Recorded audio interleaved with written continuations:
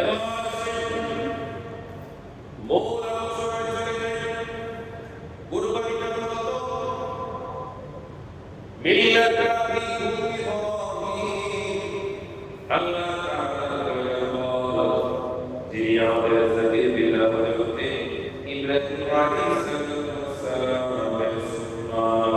সুবহানাল্লাহ কুরবানিটা কাজ ইব্রাহিম নবীর কাজ করা হয় কাজ ইব্রাহিম নবীর সুন্নাহ এজন্য ইব্রাহিম নবী বলেন মাওলা সাল্লাল্লাহু আলাইহি ওয়াসাল্লাম তোমরা যদি আমাকে কুরবানি সম্পর্কে প্রশ্ন করো আমি কিন্তু দেব কুরবানিটা হচ্ছে ইব্রাহিম আলাইহিস সালামের সুন্নাহ সুবহানাল্লাহ ইব্রাহিম আলাইহিস সালাম তিনি আমাদের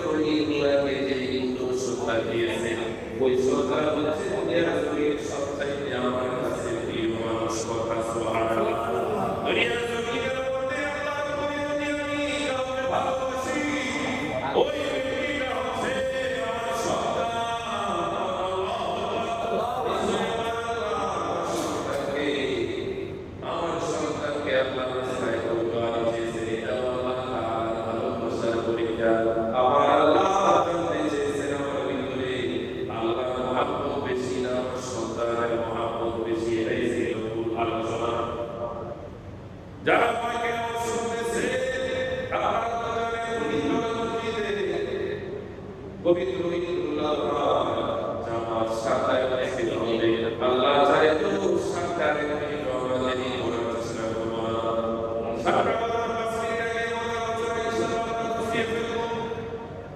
এই মাসের মধ্যে নামাজের নিয়ম কানুন আমরা জানিয়ে দেব সাতায় আমরা দাঁড়িয়ে খুতবা হবে বিদাত কিয়াম হবে চোখের পানি ছেড়ে দিয়ে আল্লাহ দরবারে মুনাজাত হবে আমরা থাকবো ইনশাআল্লাহ ইনশাআল্লাহ আমিন আওয়াজ করে বলেন আমিন আমিন ইব্রাহিম আলাইহিস সালাম এবং তার সুন্নাত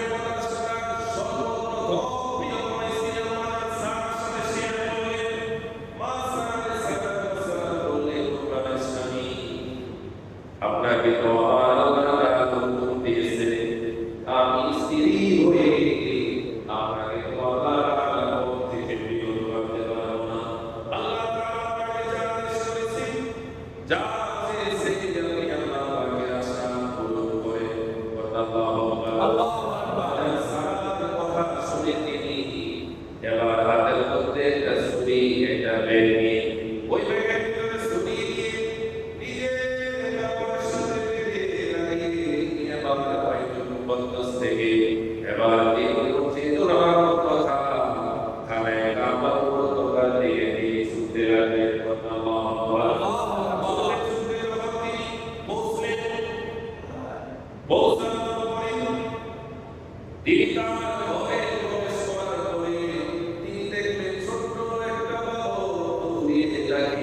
সালাম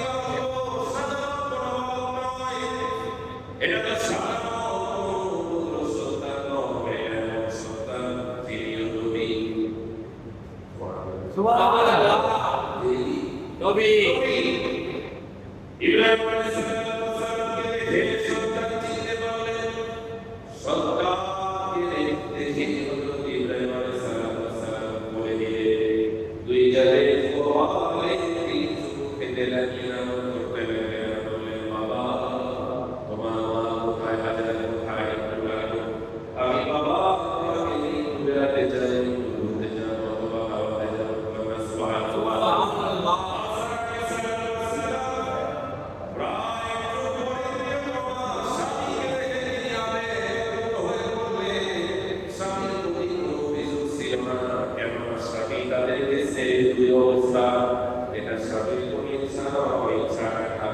আল্লাহ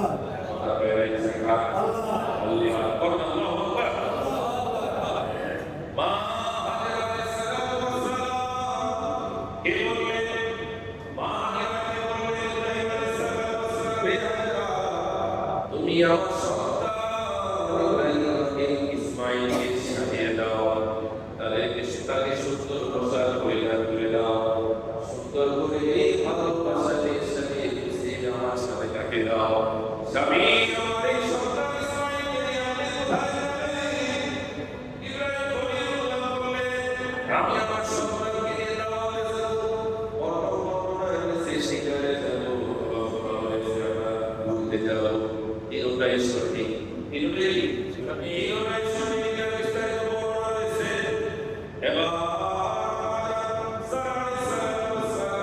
কোনদিন তো সন্তানকে এমন করে সাজান দেয় কেন না এটা এমন মা যে মা নিজেও কষ্ট করেছে সন্তানের জন্য কষ্ট করেছে ইব্রাহিম আলাইহিস সালামের মুখে পানি তুলে দেওয়ার জন্য সাফা মারওয়া দুইটা পাহাড়ে 7 পা অবস্থান করেছে আল্লাহ তাআলা এই নিদর্শনটাকে এমন ভাবে কবুল করেছে মক্কা মুকাররমার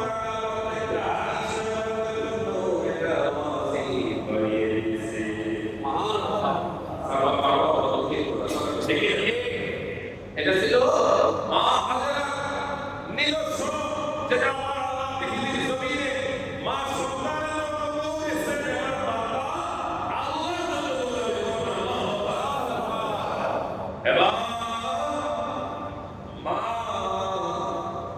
হাজেরা আলাইহিস সালাতু ওয়াস সালাম সন্তানকে আদর দিয়ে ভালোবাসা দিয়ে তিনি চুমু দিয়ে মাথার মধ্যে তেল দিয়ে চুলগুলো সুন্দর করে এবার স্বামী হাতে তুলে দিয়ে বলে, ও প্রাণের স্বামী, আমার সন্তানের একজনের কোনো বয়স হয়ে যায়, কোনোদিন আমি মায়ের চোখের আড়াল আমার এই সন্তানটাকে ধরে নাই, আপনার কাছে অনুরোধ থাকবে আপনার চোখের আড়াল আমার এই সন্তান না হয়, তাহলে আমি বরদাস্ত করতে পারবো না। ইব্রাহিম আলাইহিস সালাম বলেন, দেখো নবী, তাড়াতাড়ি সাজিয়ে দাও, কেন আমাদের জন্য মেজবান হয়ে আছে। আমরা তো মেহমান, কে অপেক্ষা আছে? মেজবান, কে অপেক্ষা আছে? মেজবান। ইব্রাহিম আলাইহিস সালাম চলতে লাগলেন, পুরো দৃশ্যটা মালাউল্লাহ ইবলিস দেখে বললেন, না আর তো সহ্য করা যায় না, ধৈর্য করা যাবে না,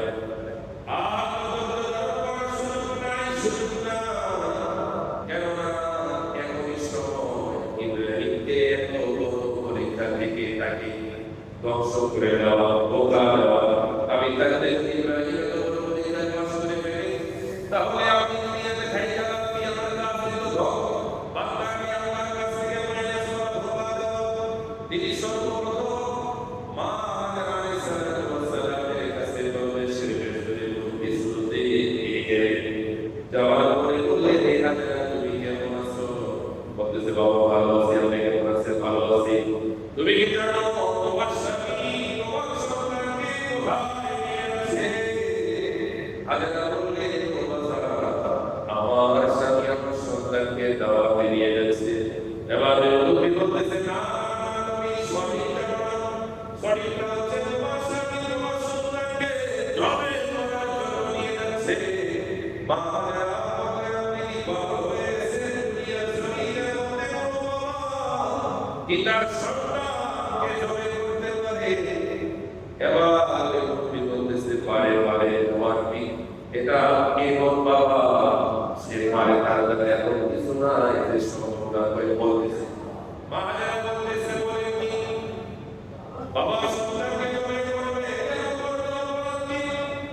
এবার নবী বলতেছে, ও বান্দা, তোমার সন্তানের নাম হচ্ছে তোমার স্বামী। সে নাকি স্বপ্ন দেখেছে আল্লাহ নাকি তার সন্তানকে আল্লাহ রাস্তায় কুরবানি করার জন্য বলেছে, আল্লাহ নাকি তার অর্ডার দিয়েছে। যদি আমার স্বামীকে আমার আল্লাহ তাআলা জমিনের মধ্যে হাজার হাজার সন্তান থেকে যদি আমি মা হাজেরার সন্তানকে যদি আমার আল্লাহ কুরবানি চায়, আমি মা আল্লাহর দরবারে শুকরিয়া, আমি সন্তুষ্ট, আমি রাজি, আমি খুশি। এর জন্য আমার স্বামী বলতে, আমি মায়ের সন্তান কেন, আমার আল্লাহ আমাকে যদি হাজার ইসমাইল দেয়, আমার আল্লাহ সন্তুষ্টির জন্য হাজার ইসমাইল কুরবানি করার জন্য প্রস্তুত। কিন্তু ভুল জায়গায় দিল আল্লাহ, এত সময় নষ্ট করো, যাবে না যাবে না। এবার ইসমাইল সলিল্লাহর কাছ থেকে ইসমাইল আলাইহিস সালামের কাছে গিয়ে বললেন, হে যুবক,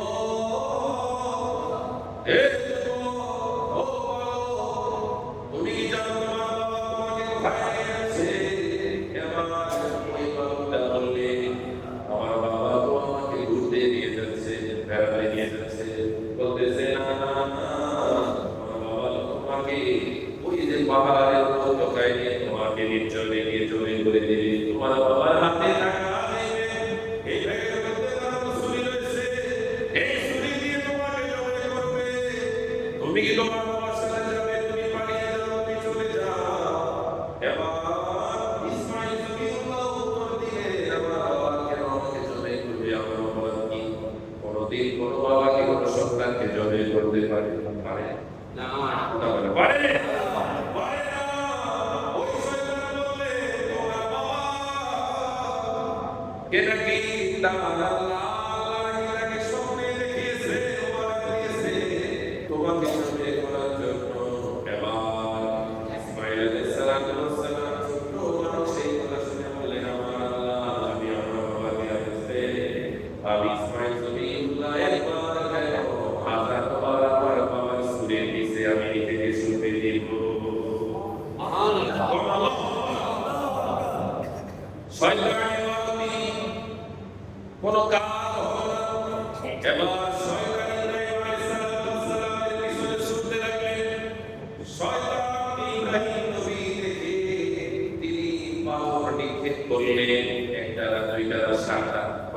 সাতটা এজন্যই তো ওই যে হাদিস সাহেব আল্লাহকে কথা কবর লিখে পড়ে এই পাথরে ছোট ইব্রাহিম আলাইহিস সালাম যে আল্লাহর পরীক্ষায় শয়তান বাধা দিয়েছে যে ওই শয়তানকে সে পাথর দ্বারা আঘাত করে দূরে সরিয়ে দিয়েছে আল্লাহু আকবার ওটা আমার আল্লাহর কাছে এত পছন্দ আলী সাহেব আমাদের জন্য এটা ওয়াজিব করে দিয়েছে সুবহানাল্লাহ আল্লাহ কি আল্লাহ তাআলা কবুল করুন সকলে বলেন আমিন আমিন এবার বাবা এবং সন্তান ইব্রাহিম আলাইহিস সালাম তার সন্তানকে বললেন ফালাম্মা বালাগা সা'য়া ক্বালা ইয়া বুনাইয়া ইন্নী আরা ফিল মানামি আন্নী আযবাহুকা ফানজুর মাযা তারা ইব্রাহিম আলাইহিস সালাম বললেন আল্লাহ তাআলা বলেন যখন ইব্রাহিম আলাইহিস সালামের সন্তান যখন আমাকে খেলাধুলা করতে শুরু করলো তখন আমি আল্লাহ ইব্রাহিম নবীকে স্বপ্নে দেখালাম আদেশ দিলাম তখন ইব্রাহিম আলাইহিস সালাম তার সন্তানকে বললেন হে আমার সন্তান আমি স্বপ্নে দেখেছি আমি তোমাকে জবে করতেছি এই বিষয়ে তোমার অবগত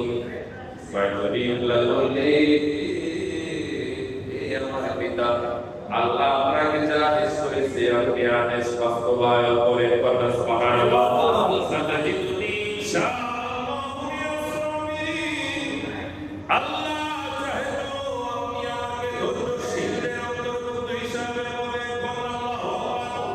যদি আমার আল্লাহ তাআলা চায় আপনি বাবার এই পরীক্ষায় আমি সন্তানকে ধৈর্যশীল হিসাবে পাবেন ধৈর্যশীল আপনার এই পরীক্ষায় আমি আপনার কোনো বাধা হব না যদি আমাকে জবে করাটা আমার আল্লাহর আদেশ হয় আমি সন্তান এই পরীক্ষায় আমি আপনাকে সহযোগিতা করব সুবহানাল্লাহ আমাকে জবে করার জন্য আমি আপনাকে কি করব সহযোগিতা কি করব সহযোগিতা করব আরে এই জন্যই তো বলা হয় ইসমাঈল সবিউল্লাহ যিনি আল্লাহ তাআলার রাজি এবং খুশির জন্য বাবাকে পরীক্ষা থেকে উত্তীর্ণ করার জন্য যিনি সুরির নিচে নিজেকে সঁপে দিয়েছিলেন জবে হওয়ার জন্য কিন্তু তার বলা হয় সবিউল্লাহ যিনি আল্লাহর জন্য জবে করত নিজেকে ইসপা করেন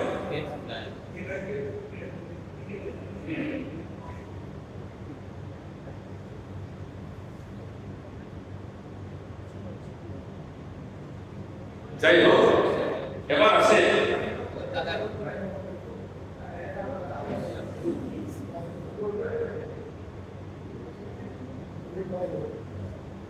ফালাম্মা আসলামা ওয়াতাল্লাহু লিল-জাবিন রব্বুল আলামিন বলতেছেন অতঃপর তারা উভয়ই আমি আল্লাহ তাআলার হুকুম মানলেন ওয়ানাদাইনাহু ইলা ইব্রাহিম ইব্রাহিম আলাইহিস সালাম তার সন্তানকে পাহাড়ের উপত্যকায় নিয়ে গিয়ে সন্তানকে বললেন বাবা তোমাকে এখন জবে করব এখন আমাদের প্রস্তুতি মেইন কার্যক্রম শুরু হয়ে যাবে আল্লাহু আকবার ইসমাঈল আলাইহিস সালামকে তিনি শায়িত করলেন শায়িত করার আগে আল্লাহ তাআলা এই সুন্দর করে মহাপক্ষ আল্লাহর নামে রওনা দিলেন ইব্রাহিম আলাইহিস সালামকে ইসমাঈল আলাইহিস সালাম ইব্রাহিম নবী ইসমাঈল আলাইহিস সালামকে কাঁধে করে শোয়াবেন এবং তার দুইটা হাত পিছন থেকে শক্ত করে বাঁধবে এই বাঁধাটা ইব্রাহিম নবীর নির্দেশ ছিল না এটা ইসমাঈল রাদিয়াল্লাহু নিজেই বললেন বাবা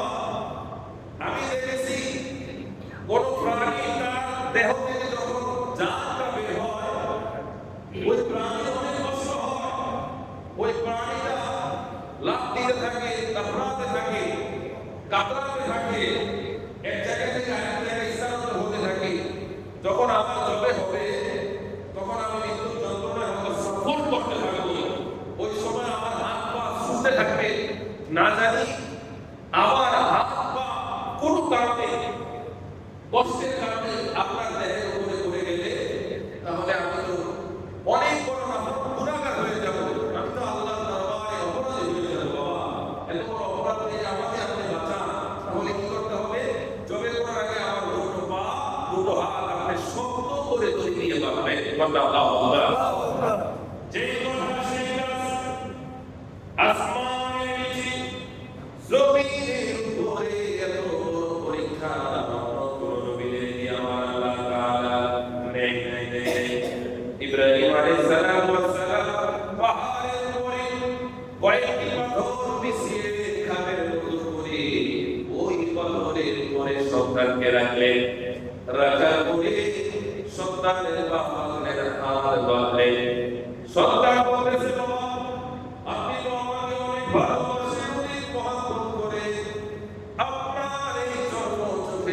আমার দিকে আপনি চেয়ে থাকেন তাহলে আমার গলার মধ্যে আপনি ছুরি চালাতে পারবেন না। অবশ্যই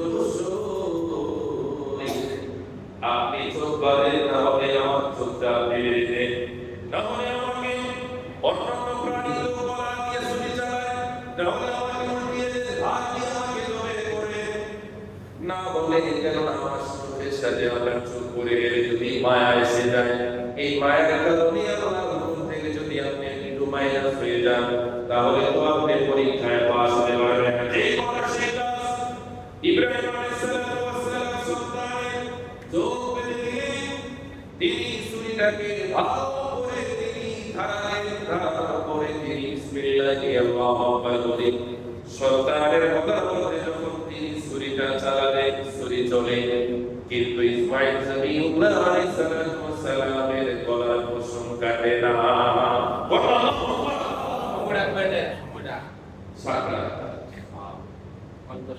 সবাই উপস্থিতি যারা এখন এসে রয়েছে, হয়তো কিছু কিছু জায়গায় 7টা 6টায় নামাজ হয়েছে। আমরা অনেক ব্যস্ত মানুষ, অনেকে আছি নামাজ পড়ে কিন্তু কোথায় তাড়াতাড়ি হয়, কথাটা ঢেকে যাচ্ছে, তাড়াতাড়ি কুরবানি না, কুরবানিটা নিজস্ব এলাকায় আপনি যে জায়গায় নামাজ পড়েন, যে জায়গায় অবস্থান করে ওই জায়গায় এসে নামাজ পড়বেন, ওই জায়গায় সমাজ যেই সময় নামাজকে যেই সময় নির্ধারণ করলে ওই সময় আদায় করা ওই এলাকার মানুষের জন্য কি হয়ে যায়, কর্তব্য হয়ে যায়। আপনি অন্য জায়গা থেকে নামাজ পড়ে এসে আপনি কুরবানি করে দিলেন, বিষয়টা সৌন্দর্য হলো না। নামাজের পরে আমাদের কার্যক্রম খুবই অল্প, তারপরে আমরা ইনশাআল্লাহ একসাথে আমরা ইনশাআল্লাহ কুরবানি করব।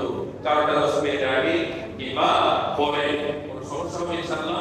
এজন্য যারা এখনো আসতে পারে নাই, আর মাত্র 5-7 মিনিট আছে, সবাই অনুরোধ করি দ্রুত আপনারা চলে আসেন। তো ও আলোচনা ইসমাঈল জবিউল্লাহকে জবে করতেছে, কিন্তু তার হাত চলতেছে, ছুরিও চলতেছে। ইসমাঈল আলাইহিস সালামের গলা দূরের কথা, একটা পশম কাটে নাই। তখন ইব্রাহিম আলাইহিস সালাম তিনি নিজেই রাগ হয়ে গেলেন, রাগ হয়ে ছুরিকে একটা পাথরের মধ্যে নিক্ষেপ করে বললেন, হে ছুরি, তুই কি তোর শক্তি হারিয়ে ফেলেছিস? তবে এত শক্তি দিয়ে ইসমাঈলের গলা দিয়ে আমি ছুরি চালাচ্ছি, অথচ তুই একটু পশম কাটতে পারছ না? তখন আল্লাহ তাআলা ছুরির জবান খুলে দিলেন। আল্লাহু আকবার।